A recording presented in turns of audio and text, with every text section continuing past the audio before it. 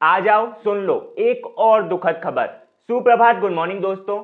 मैं पता नहीं वीडियो उन टॉपिक्स पर बनाना प्रेफर करता हूं जहां पर मुझे लगता है कि मेरा बोलना जरूरी है, मोस्ट इंपॉर्टेंटली क्वेश्चन करना जरूरी है। और फॉर्चुनेटली कहूं या अनफॉर्चुनेटली वो खबर दुखद खबर ही होती है, सैड न्यूज ही होती है। अब थोड़े महीनों पहले जब जेजू एयर फ्लाइट क्रैश हुई थी तब मैंने उस केस पर वीडियो बनाया था। उस केस में भी बहुत से लोगों की जान गई थी और उस केस को मैंने पूरी तरह एक्सप्लेन किया था। और उस क्रैश के एक दो हफ्ते बाद ही मैंने एक और क्रैश की खबर भी सुन ली थी। फिर मैंने सोचा कि अब इसके लिए सेपरेट वीडियो क्यों बनाऊं और सेम क्वेश्चंस क्यों पूछूं कि क्यों हुआ, किस लिए हुआ, कौन रिस्पॉन्सिबल रहा होगा। और तब से लेकर अब तक ना जाने कितने ही प्लेन क्रैशेस, क्रैश तो नहीं कहूंगा लेकिन प्लेन एक्सीडेंट्स, एविएशन एक्सीडेंट्स की खबरें मैं अब तक सुन चुका हूं। अगर आप रेगुलरली इंटरनेट सफरिंग करते हैं तो आपको हर छोटे टाइम इंटरवल के बाद, एक दो हफ्ते, तीन चार हफ्ते के बाद एक प्लेन एक्सीडेंट या फिर प्लेन क्रैश की खबर ऑल ओवर द वर्ल्ड कहीं ना कहीं से सुनने को मिल जाएगी। रिसेंटली मुझे रियलाइज हुआ कि मुझे एक प्लेन क्रैश की सीरीज स्टार्ट कर देनी चाहिए जिसमें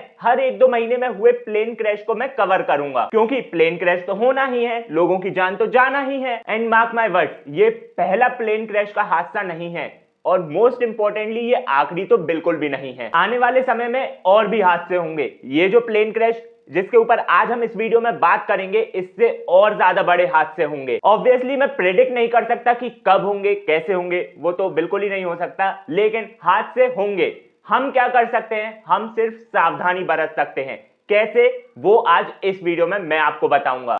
कंप्लीट खबर ये है कि 12 जून 2025 को 1:38 PM पर एयर इंडिया की फ्लाइट 171 अहमदाबाद एयरपोर्ट से लंदन के गेटविक एयरपोर्ट के लिए 230 पैसेंजर प्लस 12 क्रू मेंबर के साथ उड़ान भरती है। विमान की बात करें तो विमान 7878 ड्रीमलाइनर था, जो कि अपनी उड़ान भरने के बाद लगभग 600 फीट एल्टीट्यूड अटेन कर पाता है। विमान के क्रू मेंबर्स द्वारा एक मेडे अलर्ट, मेडे कॉल जारी किया जाता है। जैसा कि मैं अपनी पहले की वीडियो में बता चुका हूं कि मेडे कॉल एक तरह की इमरजेंसी कॉलिंग रहती है, जिसमें अगर क्रू मेंबर्स को या पायलट्स को लगता है कि फ्लाइट में कुछ गड़बड़ी है, फ्लाइट को उड़ाने में कुछ गड़बड़ी आ रही है, तो वो मेडे अलर्ट जारी करते हैं। उड़ान शुरू होने से पहले ही खत्म हो जाती है, यानी कि विमान अपनी उड़ान भरता ही है और 30 सेकंड में ही पास में ही मौजूद बीजे मेडिकल कॉलेज के हॉस्टल की मेस में जाकर घुसकर ब्लास्ट हो जाता है। अब 2 सेकंड जरा मेरी बात पर गौर दो। अगर डेथ्स को कंसीडर ना किया जाए तो कितना फिल्मी सीन लगता है ना, कि प्लेन उड़ा,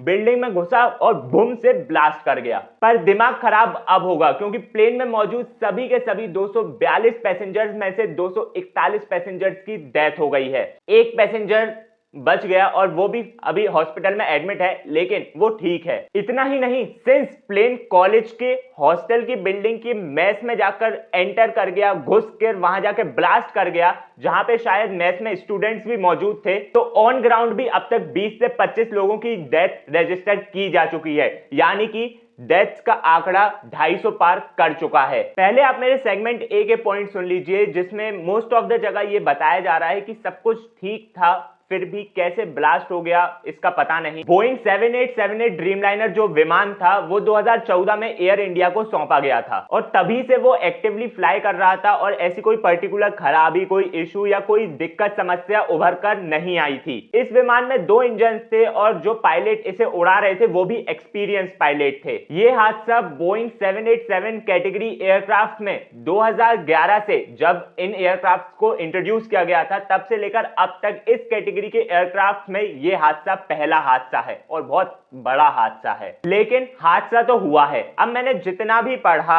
जितना भी सुना, जितनी भी वीडियोस मैंने इंटरनेट पर देखी, जितने भी आर्टिकल्स, न्यूज आर्टिकल्स जितने भी मैंने पढ़े, मोस्ट ऑफ द जगह एक मेन वजह बताई जा रही है, बर्ड्स स्ट्राइक। लेकिन बर्ड्स स्ट्राइक अगर हुई भी है तो हमें यह देखना चाहिए कि उस फ्लाइट ने रनवे को सिर्फ छोड़ा ही था और रनवे को छोड़ते ही इतनी कम हाइट पर बर्ड स्ट्राइक कैसे हो सकती है। ऐसी बर्ड स्ट्राइक के दोनों इंजन ही फेल हो गए उस फ्लाइट के। जहां तक मैंने जितना पढ़ा है उसमें बताया गया है कि दोनों इंजन उस फ्लाइट के फेल हो गए थे। और अगर ऐसा है, इतना बर्ड से क्लटर्ड एरिया वो उस एयरपोर्ट के आसपास का है, तो हजारों फ्लाइट्स हर दिन उस एयरपोर्ट से फ्लाइट करती होंगी, अपना टेक ऑफ करती होंगी, लैंड करती होंगी उस एयरपोर्ट पर, और किसी फ्लाइट के साथ वो बर्ड स्ट्राइक क्यों नहीं हुई। बर्ड स्ट्राइक अगर बहुत ज्यादा हाई एल्टीट्यूड पे होती या मिड ऑफ द जर्नी पर होती तो समझ भी आता है, फ्लाइट ने सिर्फ अपना रनवे छोड़ा ही था और वहीं की वहीं बर्ड स्ट्राइक हो गई,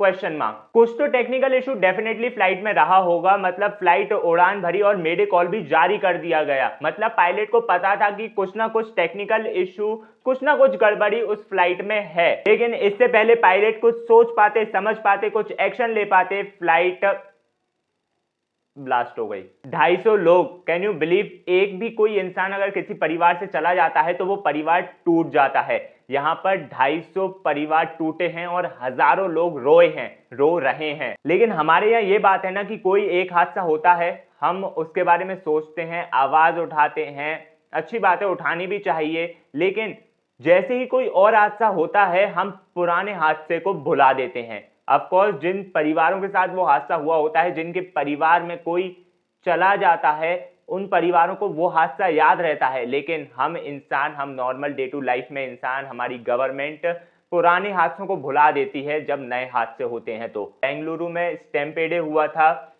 आरसीबी की विक्ट्री परेड में, वहां पर लोगों की जान गई, वहां पर गवर्नमेंट द्वारा क्या एक्शन लिया गया, किसके अगेंस्ट एक्शन लिया गया, गॉड नोस। अब ये जो केस हुआ है ऑब्वियसली हादसा है, लेकिन यहां पर किसके अगेंस्ट क्या एक्शन लिया जाएगा, गवर्नमेंट द्वारा क्या स्टेप्स उठाए जाएंगे, गॉड नोस।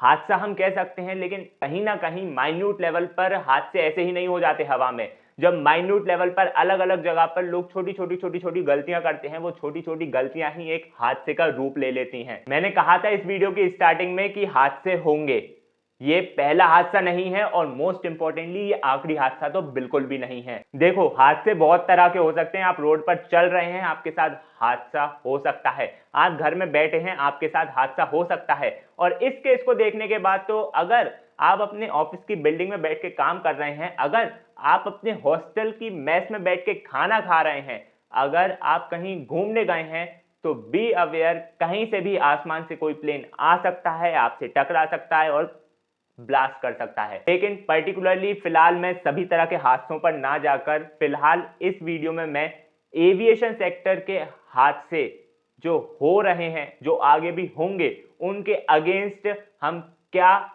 सावधानी बरत सकते हैं, क्या स्टेप्स उठा सकते हैं, उनके बारे में मैं बात करता हूं। सबसे पहले तो जो कंपनियां एयरक्राफ्ट बनाती हैं, इस केस में बोइंग एयरक्राफ्ट, बोइंग कंपनी, उनसे मैं यही रिक्वेस्ट कर सकता हूं। ऑब्वियसली एयरक्राफ्ट बनाना कोई हलवा काम, कोई आसान काम नहीं है, तो बिना सोचे मैं इल्जाम नहीं लगा सकता, मैं सिर्फ रिक्वेस्ट कर सकता हूं।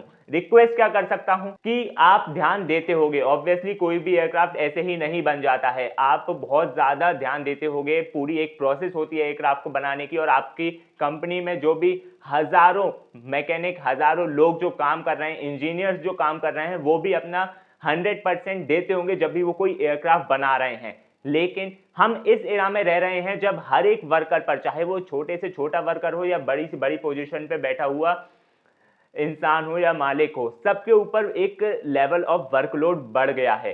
तो मैं आपसे यही रिक्वेस्ट कर सकता हूं कि आप कुछ ऐसे सॉल्यूशन निकालें कि आपके यहां जो वर्कर्स काम कर रहे हैं उनका वर्कलोड कम हो सके, उनका वर्क स्ट्रेस कम हो सके। क्योंकि जब भी इंसान वर्क लोड के साथ, जब भी एक बोझ के साथ कुछ काम कर रहा होता है, एक स्ट्रेस के साथ कुछ काम कर रहा होता है, चाहे फिर वो छोटे से छोटा काम हो या बड़े से बड़ा काम हो, गलती होने की गुंजाइश होती है। और ये ऐसा सेक्टर है जहां पर गलती होने की गुंजाइश को ही हमें मिटाना है, क्योंकि एक गलती की गुंजाइश और हजारों लोगों की जान जा सकती है। अब जितने भी ऑल ओवर द वर्ल्ड कंपनियां एयरक्राफ्ट मैन्युफैक्चर करती हैं, उनके अंडर में हजारों लाखों वर्कर्स और इंजीनियर्स काम करते हैं एक एयरक्राफ्ट, एक पर्टिकुलर एयरक्राफ्ट को शेप देने के लिए। उनसे यही रिक्वेस्ट की जा सकती है कि जब भी वो कुछ अपना काम कर रहे हैं, किसी पर्टिकुलर एयरक्राफ्ट पर काम कर रहे हैं, उन्हें यही सोचकर अपना काम करना है कि उनका बनाया गया ये एयरक्राफ्ट वही एयरक्राफ्ट है जो ब्लास्ट होने वाला है, और यही वो एयरक्राफ्ट है जिसको आपको फटने से बचाना है। जी हां, अगर आप ये सोच के काम करेंगे कि यही वो एयरक्राफ्ट है जो फटने वाला है, ब्लास्ट होने वाला है टेक्निकल इशू के कारण, फलाना इशू के कारण, और इस एयरक्राफ्ट को आपको बचाना है, आपकी जो रिस्पॉन्सिबिलिटी है, आपका जो काम है, उसको आपको फोकस के साथ करना है। आप फोकस के साथ कर रहे हैं, लेकिन आपको और ज्यादा फोकस के साथ करना है। आपको 0.00001% की भी गलती की गुंजाइश नहीं छोड़नी है। अगर आप ये सोचकर काम करेंगे तो डेफिनेटली वो एयरक्राफ्ट पर आप जो काम कर रहे हैं वो बिना किसी गलती की गुंजाइश के वो काम पूरा होगा। अब बात आती है ऑल ओवर द वर्ल्ड जितनी भी एयरलाइन कंपनियां हैं, चाहे वो इंडिगो हो, एयर इंडिया हो, जितनी भी एयरलाइंस की कंपनियां हैं वो अपना काम बखूबी करें। वो अपना काम बखूबी करती होंगी, लेकिन हर एक फ्लाइट के बाद ये चेक करें कि हर एक फ्लाइट का मेंटेनेंस अच्छे से हो रहा है या नहीं। Air maintenance department, airplane maintenance department से ये रिक्वेस्ट है कि वो अपना काम बखूबी करते होंगे, लेकिन और ज्यादा अच्छे से करें। गलती की गुंजाइश बिल्कुल ना छोड़ें। अगर आपको लगता है कि किसी फ्लाइट में माइन्यूट कुछ टेक्निकल इशू आपको फील हो रहा है, ऑन द स्पॉट उसके अगेंस्ट एक्शन लें। जितनी भी एयरलाइन कंपनियां हैं, जितनी भी एयरक्राफ्ट मैन्युफैक्चर कंपनियां हैं, वो सब जानती हैं कि ये हादसा है, लेकिन ये हादसा आखिरी हादसा बिल्कुल भी नहीं है। आने वाले समय में अब ऐसा समय आ चुका है जब लोग और ज्यादा एविएशन सेक्टर को प्रेफर करते हैं अपने मोड ऑफ ट्रांसपोर्ट की तरह। कहीं भी जाने के लिए वो एयर फ्लाइट्स, एयरप्लेन को प्रेफर करते हैं जल्दी पहुंचने के लिए। सिंस आने वाले समय में ये और ज्यादा क्लटर्ड मार्केट, और ज्यादा क्लटर्ड सेक्टर बनने वाला है, तो यहां पर और ज्यादा गलतियां भी होंगी, और वही छोटी गलतियां बहुत बड़े हादसे का रूप भी लेंगी। लेकिन हमें क्या करना है? हमें सिर्फ यही करना है कि बिना स्ट्रेस के, चाहे वो कोई एक इंजीनियर हो, कोई वर्कर हो, छोटे से छोटा नट कसने वाला कोई मैकेनिक हो, वर्कर हो जो किसी एयरक्राफ्ट पे काम कर रहा है, कोई इंजीनियर हो, कोई पायलट हो जो उसे उड़ा रहा है, एयर मेंटेनेंस डिपार्टमेंट हो, एयरलाइंस हो, एयरक्राफ्ट मैन्युफैक्चर कंपनियां हो, आपको सिर्फ अपना काम बिना किसी गलती की गुंजाइश के करना है। क्योंकि याद रखिए, आपकी छोटी सी गलती एक बहुत बड़ा हादसा बन सकती है। सभी से बस यही रिक्वेस्ट है कि आपको आपका काम ये सोच के करना है कि अगला हादसा आप जिस एयरक्राफ्ट पर काम कर रहे हैं उसी एयरक्राफ्ट में होगा, और आपको उस एयरक्राफ्ट को हादसे से बचाना है, और वो बच जाएगा। ऐसी ही और जानकारी के लिए बने रहिए, साथ में बनेंगे होशियार।